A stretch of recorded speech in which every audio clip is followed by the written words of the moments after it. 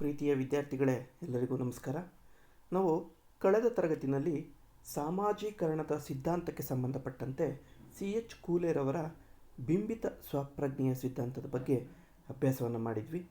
ಪ್ರಸ್ತುತ ಈ ತರಗತಿಯಲ್ಲಿ ಸಿಗ್ಮಂಡ್ ಫ್ರಾಯ್ಡ್ರವರ ವ್ಯಕ್ತಿತ್ವ ಬೆಳವಣಿಗೆಯ ಸಿದ್ಧಾಂತ, the view of Freud on personality development, ಈ ಒಂದು ಸಿದ್ಧಾಂತದ ಬಗ್ಗೆ ಡಿಸ್ಕಷನ್ ಮಾಡೋಣ. ನೋಡಿ, ಈ ಚಿತ್ರದಲ್ಲಿ ಕಾಣ್ತಿರುವಂಥವರು ಹೆಸರಾಂತ ಮನೋವಿಶ್ಲೇಷಕ ಅಂತಲೇ ಖ್ಯಾತಿಯನ್ನು ಪಡೆದಂತಹ ಚಿಂತಕ ಸಿಗ್ಮಂಡ್ ಫ್ರಾಯ್ಡ್. ಇವರೊಬ್ಬ ಹೆಸರಾಂತ ಮನೋವಿಶ್ಲೇಷಕ ಅಂತಲೇ ಹೇಳಿ ಜಗತ್ತಿನಾದ್ಯಂತ ಖ್ಯಾತಿಯನ್ನು ಪಡೆದಿದ್ದಾರೆ. ಇವರ ಈ ವ್ಯಕ್ತಿತ್ವ ಬೆಳವಣಿಗೆಯ ಸಿದ್ಧಾಂತವು ಮಾನವನ ಮಾನಸಿಕತೆಯ ಸಿದ್ಧಾಂತ ಆಗಿರುವುದಲ್ಲದೆ ಮಾನಸಿಕ ವ್ಯಾಧಿಗಳಿಗೆ ಚಿಕಿತ್ಸೆಯನ್ನು ನೀಡುವಂತಹದ್ದು ಕೂಡ ಆಗಿದೆ ಅಂತೇಳಿ ನಾವು ಹೇಳ್ಬೋದು.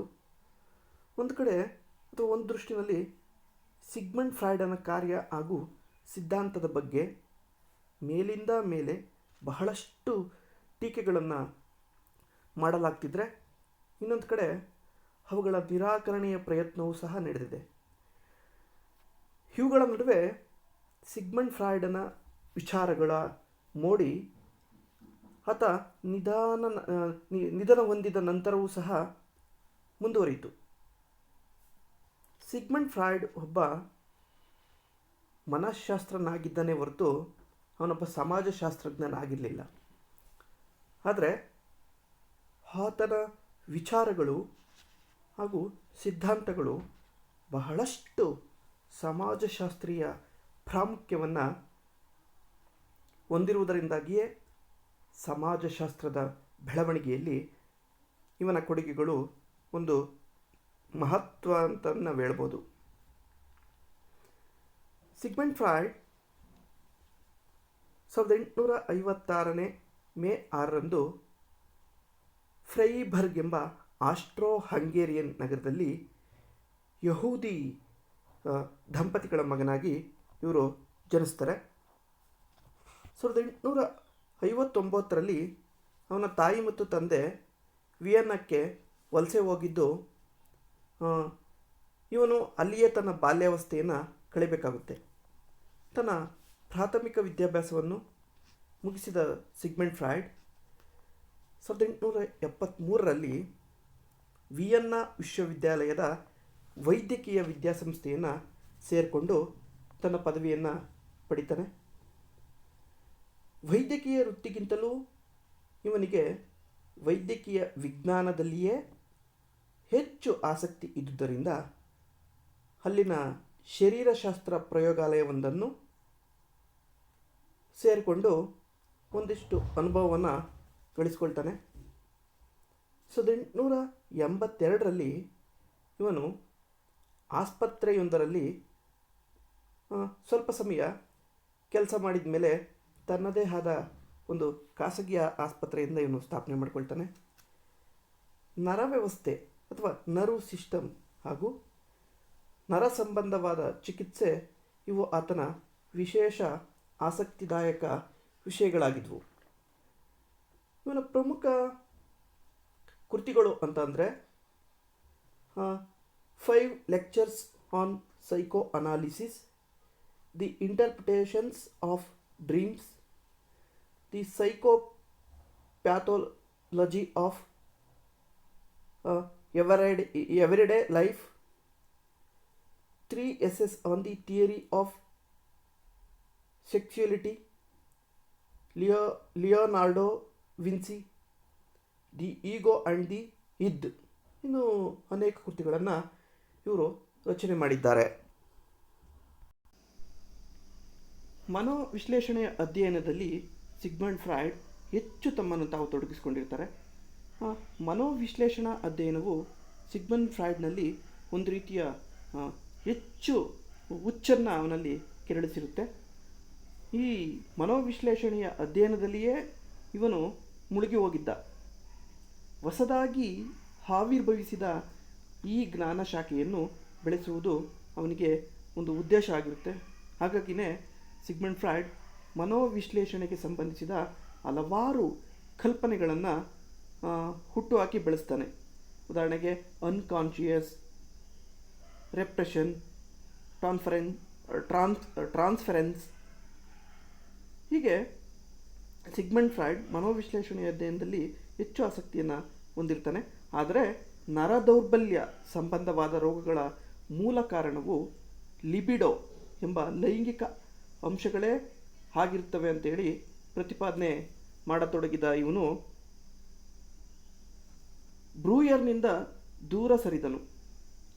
ಕೆಲವು ವರ್ಷಗಳ ಅವಧಿಯಲ್ಲಿ ಫ್ರಾಯ್ಡ್ ರೋಗ ನಿವಾರಕ ತಂತ್ರಗಳನ್ನು, ಥೆರಪ್ಯೂಟಿಕ್ ಟೆಕ್ನಿಕ್ಸ್ ಮತ್ತಷ್ಟು ಸುಧಾರಿಸಿದ್ದಲ್ಲದೆ ತಾನು ಕಂಡುಕೊಂಡ ಹೊಸ ಹೊಸ ವಿಚಾರಗಳ ಬಗ್ಗೆ ಅವನು ಪುಸ್ತಕಗಳನ್ನು ಬರಿತಾ ಹೋಗ್ತಾನೆ. Sigmund Freud was an Australian psychiatrist and the founder of psychoanalysis. Much of the work of Freud center around the human mind rather than the process of socialization. ನಾವು ಆಗಲೇ ಹೇಳಿದಂತೆ ಆಸ್ಟ್ರಿಯಾದ ಪ್ರಸಿದ್ಧ ಮನೋವಿಶ್ಲೇಷಕ ಈ ನಮ್ಮ ಸಿಗ್ಮಂಡ್ ಫ್ರಾಯ್ಡ್. ಇವನ ಸ್ವಪ್ರಜ್ಞೆಯ ಬೆಳವಣಿಗೆಗೆ ಕುರಿತಾದ ಸಿದ್ಧಾಂತವು C.H. ಕೂಲೆ ಹಾಗೂ G.H. ಮೀಡ್ರವರ ಸಿದ್ಧಾಂತಗಳಿಗೆ ತೀರಾ ಒಂದು ರೀತಿ ಭಿನ್ನವಾಗಿದೆ. C.H. ಕೂಲೆ ಮತ್ತು G.H. ಮೀಡ್ರಂತಹ ಈ ಅಂತಃಕ್ರಿಯವಾದಿಗಳ ಪ್ರಕಾರ ಸ್ವಪ್ರಜ್ಞೆ ಅಥವಾ ಸೆಲ್ಫ್ ಅನ್ನೋದು ಅಥವಾ ಮಾನವನ ವ್ಯಕ್ತಿತ್ವವೆಂಬುದು ಪ್ರತಿಯೊಬ್ಬ ಮಾನವನು ಇತರ ವ್ಯಕ್ತಿಗಳೊಂದಿಗೆ ಹೊಂದಿರಬಹುದಾದ ಸಾಮಾಜಿಕ ಅಂತಃಕ್ರಿಯೆಗಳ ಮೂಲಕ ರೂಪಿತ ಆಗಿರುತ್ತೆ. ಸ್ವಪ್ರಜ್ಞೆ ಮತ್ತು ಸಮಾಜಗಳ ನಡುವಿನ ಮೂಲಭೂತ ಸ್ವಾರಸ್ಯದ ಅಂಶವನ್ನು ಇವರಿಬ್ಬರೂ ಸಹ ಒಪ್ಕೊಂಡಿದ್ರು. ಸಾಮಾಜೀಕರಣಗೊಂಡ ಸ್ವಪ್ರಜ್ಞೆ, ಸೋಷಲೈಜ್ಡ್ ಸೆಲ್ಫ್ ಎಂಬುದು ಸಮಾಜದಿಂದಲೇ ರೂಪಿತವಾಗಿರುವಂತೆ, ಸಮಾಜವೆಂಬುದು ಹಾಗೆ ಸಾಮಾಜೀಕರಣಗೊಂಡ ವ್ಯಕ್ತಿಗಳ ಸಂಘಟನೆಯಾಗಿರುತ್ತೆ. ಹೀಗೆ ಸಮಾಜ ಮತ್ತು ಸ್ವಪ್ರಜ್ಞೆ ಇವು ಒಂದೇ ನಾಣ್ಯದ ಎರಡು ಮುಖಗಳಿದ್ದಂತೆ ಅಂತೇಳಿ C.H. ಕೂಲೆ ಮತ್ತು ಮೀಡ್ರವರು ನಂಬಿದ್ರು. ಆದರೆ ಸಿಗ್ಮಂಡ್ ಫ್ರಾಯ್ಡ್ ಇವುಗಳಿಗೆ ಭಿನ್ನವಾದಂಥ ಒಂದು ಸ್ಟೇಟ್ಮೆಂಟನ್ನು ಕೊಡ್ತಾರೆ. ಸಿಗ್ಮಂಡ್ ಫ್ರಾಯ್ಡನ ದೃಷ್ಟಿಯಲ್ಲಿ ಸ್ವಪ್ರಜ್ಞೆ ಮತ್ತು ಸಮಾಜ ಇವುಗಳ ನಡುವೆ ಸಾಮರಸ್ಯ ಇಲ್ಲ, ಆದರೆ ಸಂಘರ್ಷ ಇದೆ. ಸಿಗ್ಮಂಡ್ ಫ್ರಾಯ್ಡನ ಪ್ರಕಾರ ಜನರು ಲೈಂಗಿಕತೆ, ಆಕ್ರಮಣಶೀಲತೆ ಮುಂತಾದ ಕೆಲವೊಂದು ಮೂಲ ಪ್ರವೃತ್ತಿಗಳಿಂದಲೇ, ಇನ್ಸ್ಟಿಂಕ್ಟ್ ಅಂತ ಹೇಳಿ ಕರಿತೀವಿ ಇದನ್ನು, ಈ ಮೂಲ ಪ್ರವೃತ್ತಿಗಳಿಂದಲೇ ಜನ್ಮ ತಾಳಿದ್ದು ಇವುಗಳನ್ನು ನಿಯಂತ್ರಿಸದೇ ಹೋದರೆ ಸಾಮಾಜಿಕ ಪ್ರಕ್ರಮ ಅಥವಾ ಸಾಮಾಜಿಕ ವ್ಯವಸ್ಥೆ ಎಂಬುದೇ ಇರಲಾರಲ್ಲ ಅಂತ ಹೇಳಿ ಇವರು ಹೇಳ್ತಾರೆ. ಅದರಿಂದ ಸಮಾಜವು ಈ ಬಗೆಯ ಪ್ರವೃತ್ತಿಗಳನ್ನು ಹತ್ತಿಕ್ಕಿ ಅವುಗಳಿಗೆ ಸಾಮಾಜಿಕವಾಗಿ ಒಪ್ಪಿತವಾದಂಥ ರೀತಿಯ ಅಭಿವ್ಯಕ್ತಿಯನ್ನು ನೀಡಬೇಕೆಂದು ವ್ಯಕ್ತಿಯ ಮೇಲೆ ಒತ್ತಡವನ್ನು ಹೇರುವುದು ಅಲ್ಲದೆ ತನ್ನ ಅಧಿಕಾರವನ್ನು ಚಲಾಯಿಸುತ್ತದೆ. ಆದರೆ ಹಾಗೆ ಮಾಡುವುದರ ಪರಿಣಾಮವಾಗಿ ಕೆಲವೊಮ್ಮೆ ಕೆಲವು ವ್ಯಕ್ತಿಗಳಿಗೆ ಅವರ ಮುಂದಿನ ಭವಿಷ್ಯದಲ್ಲಿ ವ್ಯಕ್ತಿತ್ವ ಸಂಬಂಧಿತ ಸಮಸ್ಯೆಗಳು, ನರ ದೌರ್ಬಲ್ಯಗಳು ಉಂಟಾಗುತ್ತವೆ. ಎಲ್ಲಕ್ಕಿಂತ ಮುಖ್ಯವಾಗಿ ಸಿಗ್ಮಂಡ್ ಫ್ರಾಯ್ಡ್ ಲೈಂಗಿಕತೆಯಂತಹ ಮೂಲ ಪ್ರವೃತ್ತಿಯ ಸಾಮಾಜಿಕ ನಿಯಂತ್ರಣದ ಸಂಬಂಧವಾಗಿ ಬಹಳಷ್ಟು ಹೇಳಿದ್ದಾನೆ ಹಾಗೂ ಈ ಬಗ್ಗೆ ಬಹಳಷ್ಟು ಪ್ರಾಮುಖ್ಯ ಕೂಡ ನೀಡಿದ್ದಾನೆ. ಅವನ ಪ್ರಕಾರ ಈ ಮೂಲ ಪ್ರವೃತ್ತಿಯು ಚಿಕ್ಕ ಮಕ್ಕಳಲ್ಲಿ ಕಂಡುಬರುತ್ತಿದ್ದು ಇದರ ಪರಿಣಾಮವಾಗಿ ಎಂಬಂತೆ ವ್ಯಕ್ತಿ ಮತ್ತು ಸಮಾಜಗಳ ನಡುವೆ ಆಗಿಂದಾಗ್ಗೆ ಘರ್ಷಣೆಗಳನ್ನೋದು ಉಂಟಾಗುತ್ತಲೇ ಇರುತ್ತವೆ.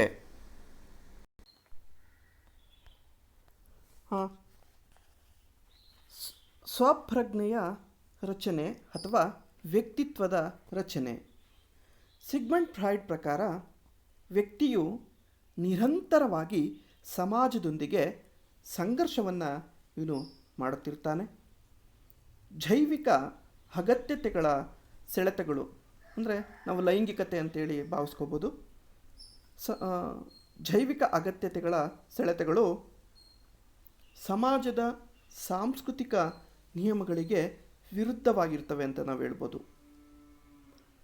ಸಾಮಾಜೀಕರಣ ಎಂಬ ಪ್ರಕ್ರಿಯೆಯು ಮಾನವನ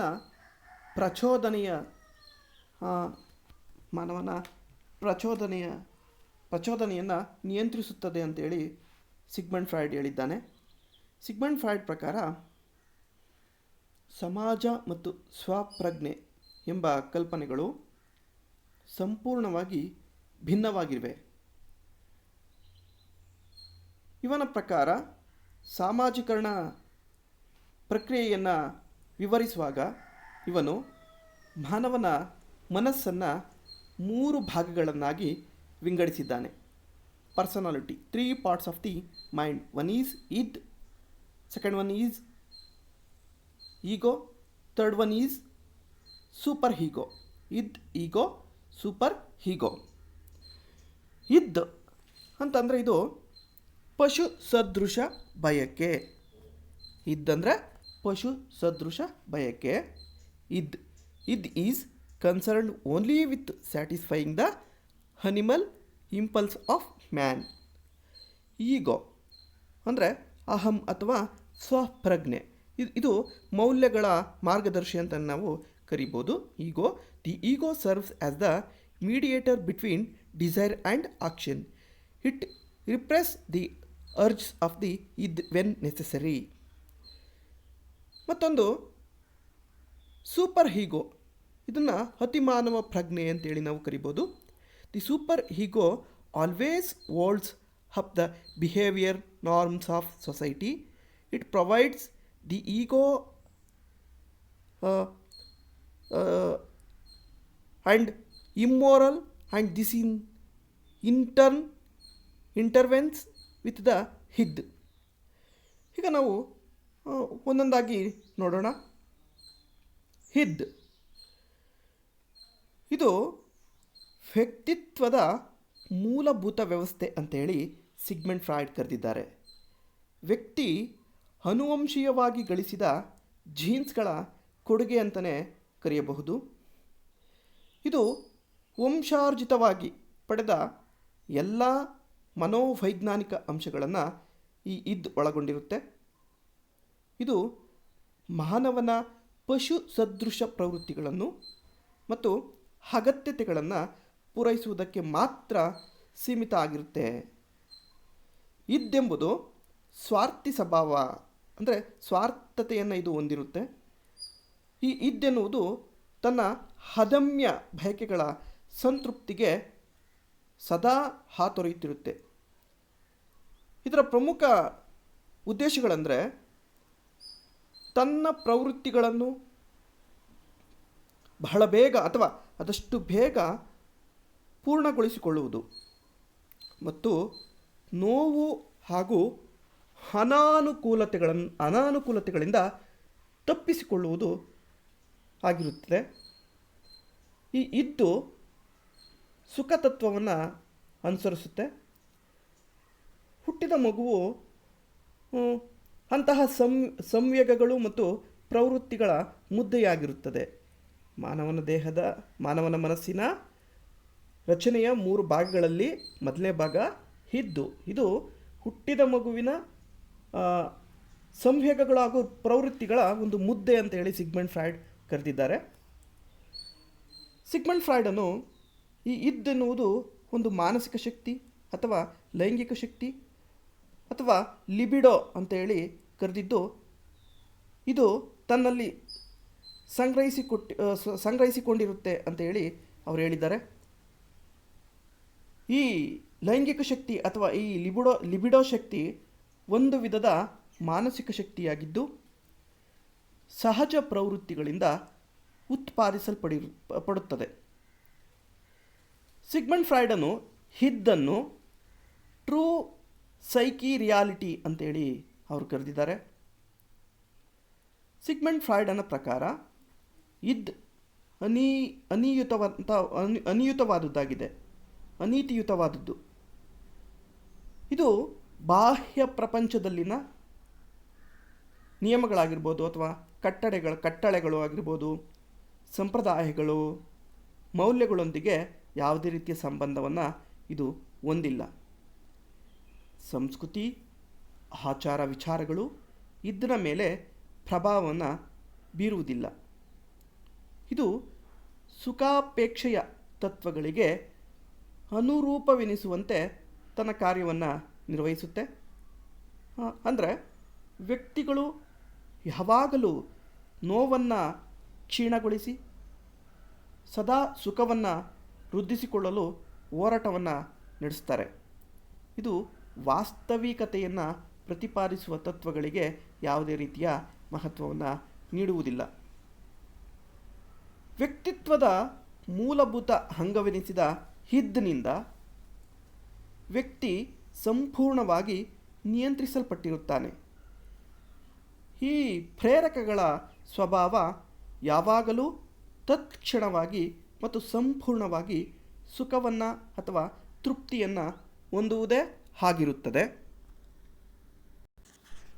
ಇದಿಷ್ಟು ಮಾನವನ ಮನಸ್ಸಿ ರಚನೆಯಲ್ಲಿ ಕಂಡುಬರುವಂಥ ಮೊದಲನೇ ಅಂಶವಾದಂಥ ಇದ್ದಿಗೆ ಸಂಬಂಧಪಟ್ಟಿದ್ದು. ಇನ್ನು ಮುಂದಿನ ತರಗತಿಯಲ್ಲಿ ಮಾನವ ರಚನೆಯ ಎರಡನೇ ಅಂಶವಾದಂಥ ಈಗೋ ಮತ್ತು ಸೂಪರ್ ಈಗೋಗಳ ಬಗ್ಗೆ ಮುಂದಿನ ತರಗತಿಯಲ್ಲಿ ಅಭ್ಯಾಸವನ್ನು ಮಾಡೋಣ. ಈ ತರಗತಿಗೆ ಸಂಬಂಧಪಟ್ಟಂತೆ ಅಂದರೆ ಈ ಇದ್ದಿಗೆ ಸಂಬಂಧಪಟ್ಟಂತೆ ಅಥವಾ ಈ ಸೆಷನ್ಗೆ ಸಂಬಂಧಪಟ್ಟಂತೆ MCQ ಮಲ್ಟಿಪಲ್ ಚಾಯ್ಸ್ ಕ್ವಶನ್ಸ್ ಯಾವ ಥರ ಫ್ರೇಮ್ ಮಾಡ್ಬೋದಪ್ಪ ಅಂದರೆ, ಸಿಗ್ಮಂಡ್ ಫ್ರಾಯ್ಡ್ ಒಬ್ಬ ಡ್ಯಾಶ್ ಅಂತ ಕೇಳ್ಬೋದು. ಅಲ್ಲಿ 4 ಆಪ್ಷನನ್ನು ಕೊಟ್ಟಿರ್ತಾರೆ. ಇವನೊಬ್ಬ ರಾಜಕೀಯ ವಿಮರ್ಶಕ, ಸಮಾಜ ಸುಧಾರಕ, ಮನೋವಿಶ್ಲೇಷಕ, ಸಮಾಜ ವಿಜ್ಞಾನಿ ಅಂತೇಳಿ. ಸರಿಯಾದ ಉತ್ತರ ಮನೋವಿಶ್ಲೇಷಕ. ಜೊತೆಗೆ ಇನ್ನೊಂದು ಕ್ವಶನ್ ಯಾವ ಥರ ಕೇಳ್ಬೋದು, ಸಿಗ್ಮಂಡ್ ಫ್ರಾಯ್ಡ್ ಯಾವ ದೇಶದ ಮನೋವಿಶ್ಲೇಷಕ? Option A America, option B Austria, option C Japan, option D France. ಸರಿಯಾದ ಉತ್ತರ ಆಪ್ಷನ್ ಬಿ ಆಸ್ಟ್ರಿಯಾ. ಇನ್ನೊಂದು ಪ್ರಶ್ನೆ, ಸಿಗ್ಮಂಡ್ ಫ್ರಾಯ್ಡ್ ವ್ಯಕ್ತಿಯಲ್ಲಿ ಮೂಡುವ ಸ್ವಪ್ರಜ್ಞೆಯನ್ನು ಅಥವಾ ವ್ಯಕ್ತಿತ್ವ ರಚನೆಯನ್ನು ಮಾನವನ ಮನಸ್ಸಿನ ಭಾಗಗಳನ್ನು ಎಷ್ಟು ಭಾಗಗಳಾಗಿ ವಿಂಗಡಿಸಿದ್ದಾನೆ ಅಂತೇಳಿ ಪ್ರಶ್ನೆ ಆಗ್ಬೋದು. ಅದು 3 ಭಾಗಗಳು: ಇದ್, ಈಗೋ, ಸೂಪರ್ ಈಗೋ. ಜೊತೆಗೆ ಇನ್ನೊಂದು ಪ್ರಶ್ನೆ, ಸಿಗ್ಮಂಡ್